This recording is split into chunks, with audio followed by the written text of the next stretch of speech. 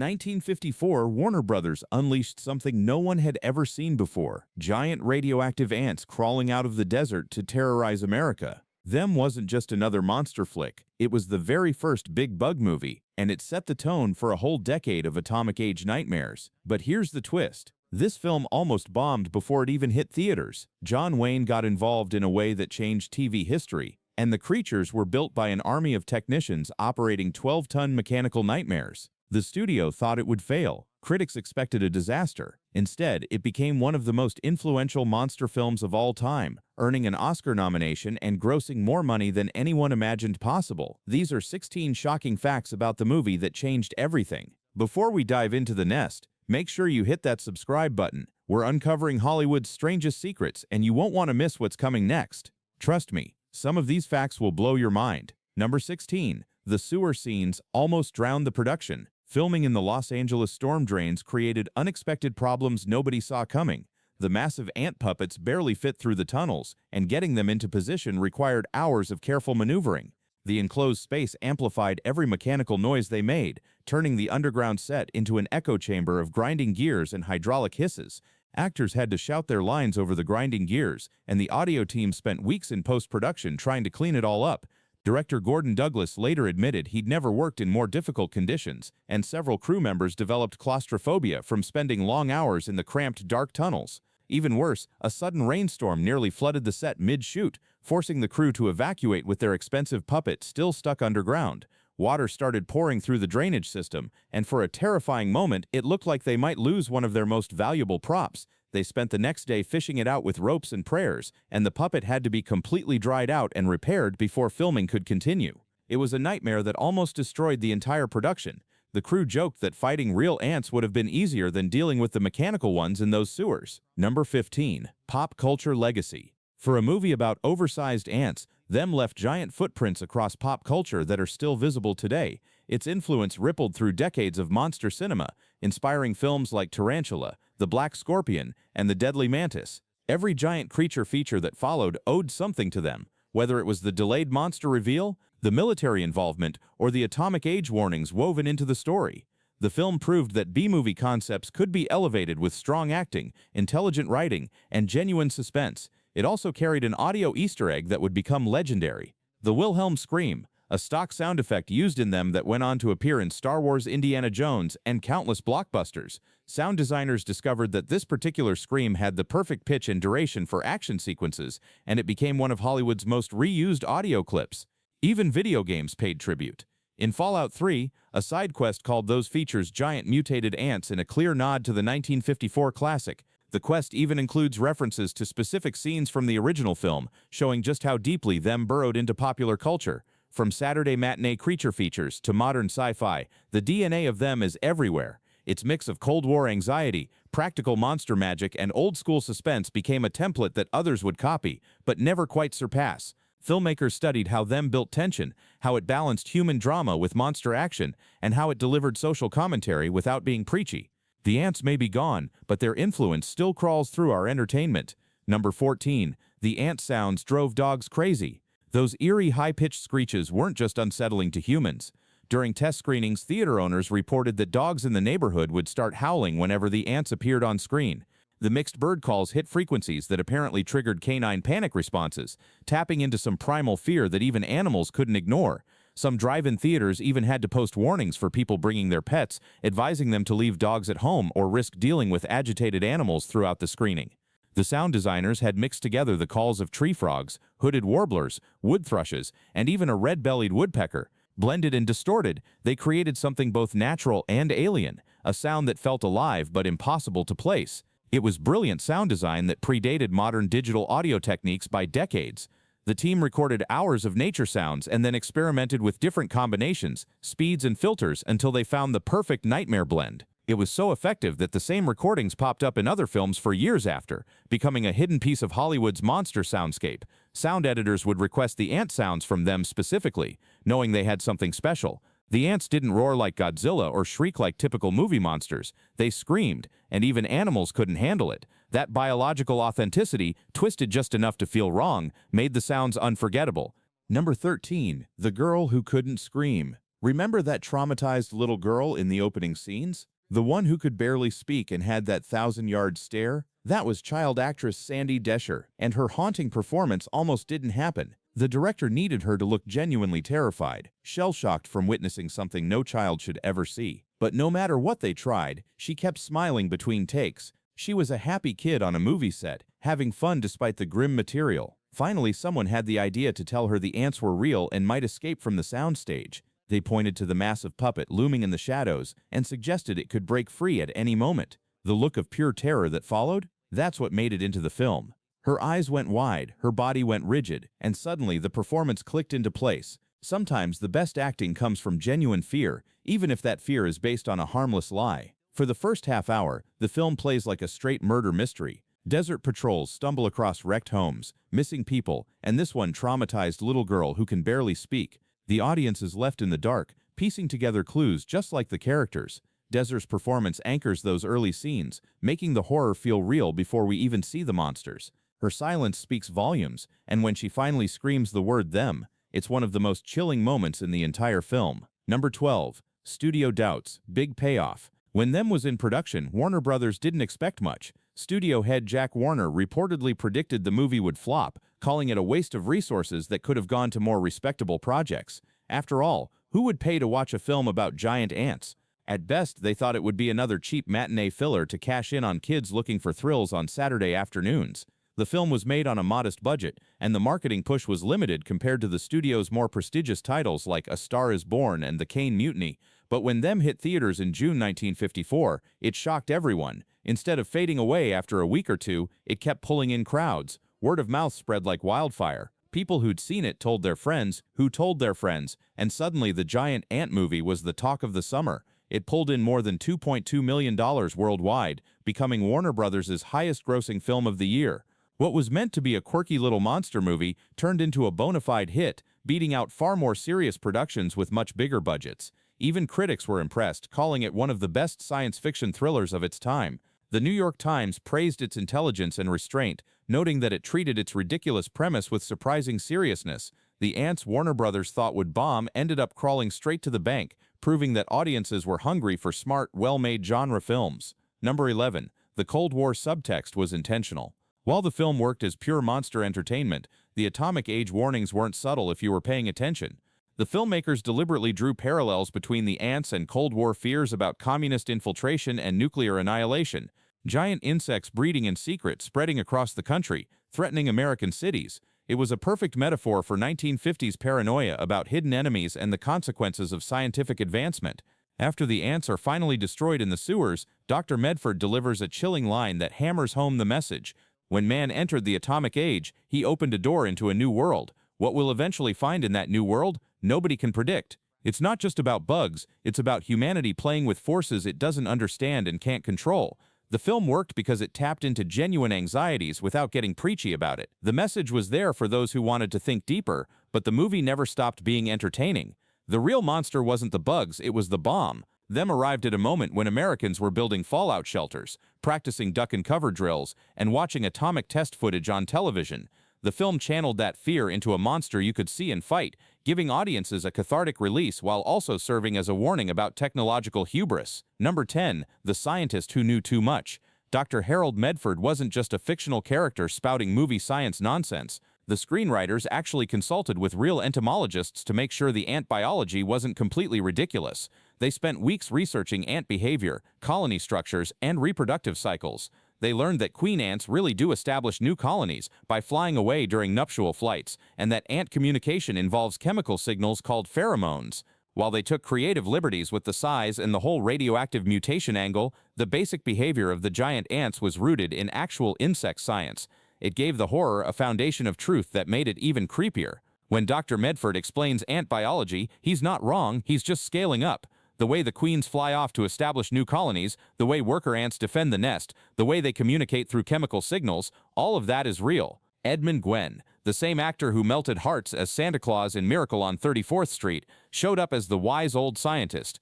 Behind the scenes, insiders joked he only took the role to pay for his arthritis treatments, and you can spot moments where he's clearly in pain between takes.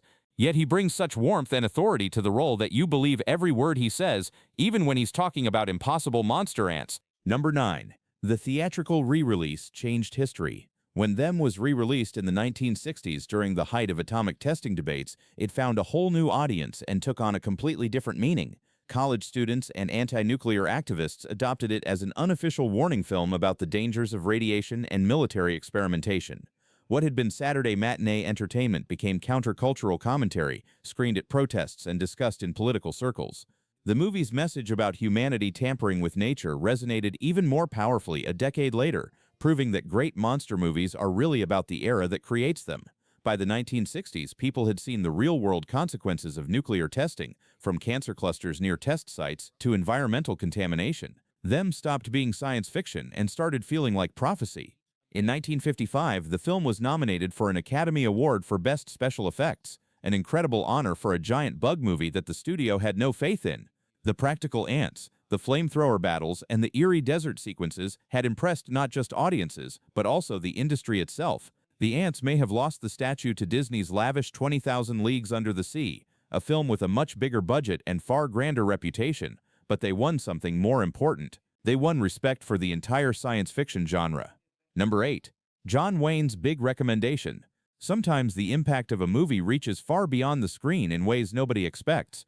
After Them hit theaters, one of its biggest fans turned out to be none other than John Wayne. The Duke himself went to see the film, probably expecting a silly monster flick to kill an afternoon.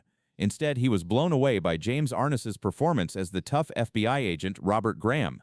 Arness brought a quiet intensity and physical presence that Wayne recognized immediately. Wayne was so impressed that he personally recommended Arness for the role of Marshal Matt Dillon in the new TV western Gunsmoke.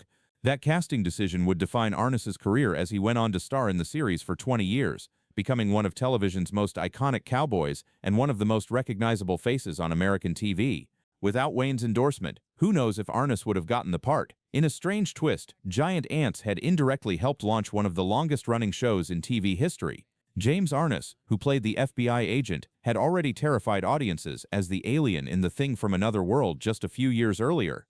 He was becoming Hollywood's go-to guy for dealing with inhuman threats, and Them cemented his reputation as someone who could sell both the action and the intelligence required for these roles. Number 7. The radio drama that started it all. Before Them became a movie, the concept started as a radio play pitch that never got produced. Writer Ted Sherderman was fascinated by reports of atomic testing in the desert and wondered what mutations might result from all that radiation flooding the environment. He combined that with childhood nightmares about insects, those creepy crawling things that already unsettled people at normal size, and created the basic premise of giant ants spawned by nuclear testing.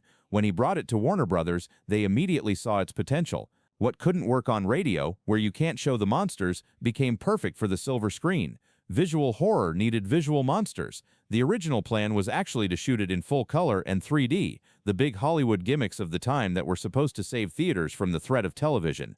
Warner Brothers even ran early tests with massive ants leaping out of the screen and flamethrowers blasting right into your face, but the special 3D cameras kept breaking down, and the color footage looked flat and muddy. The technology just wasn't ready for what they wanted to achieve. Instead of risking a disaster, the studio pulled the plug and went back to standard black and white. Yet certain scenes, like the opening credits and the flamethrower blasts, were shot with the coming-at-you angle designed for stereoscopic projection.